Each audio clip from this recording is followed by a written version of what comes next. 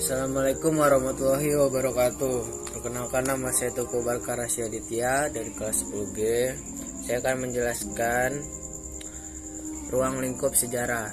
Secara umum, ruang lingkup sejarah dibedakan menjadi 4 jenis, yaitu ada sejarah sebagai peristiwa, sejarah sebagai ilmu, sejarah sebagai kisah, dan juga sejarah sebagai seni. Sejarah sebagai peristiwa, tidak semua peristiwa dapat dikategorikan sebagai peristiwa sejarah. Jadi harus memenuhi syarat-syaratnya.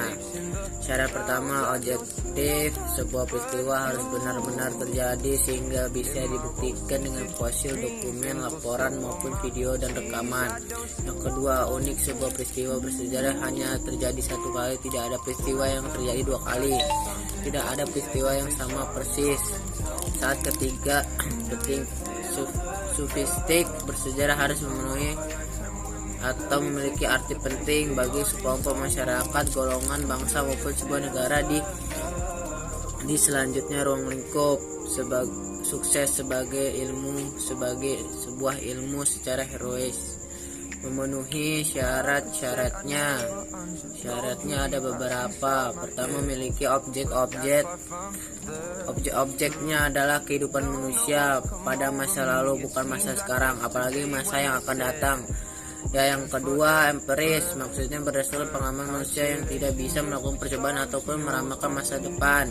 Yang ketiga, memiliki metode yang menulis sejarah, tahapan-tahapan yang harus dilalui, tidak asal menulis cerita. Metode sejarah.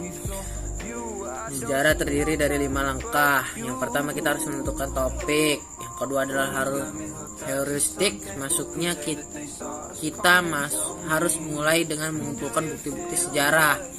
Yang ketiga, ada verifikasi atau pengecekan bukti apa bukti sejarah tersebut asli atau palsu atau tiruan.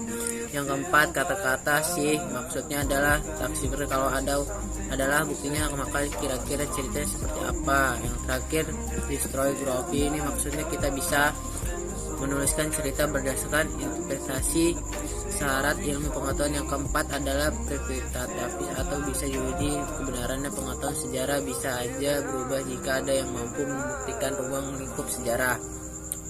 Yang kelima adalah sejarah sebagai kisah. Sudah sejarah tidak bisa disamakan dengan stand oval atau cerpen ya. Jadi sebuah cerita sejarah itu harus didasarkan pada bukti-bukti sejarah ruang lingkup.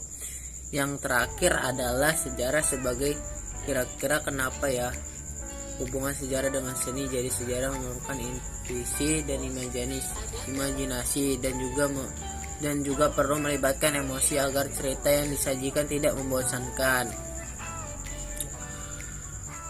Sekian dari saya. Assalamualaikum warahmatullahi wabarakatuh.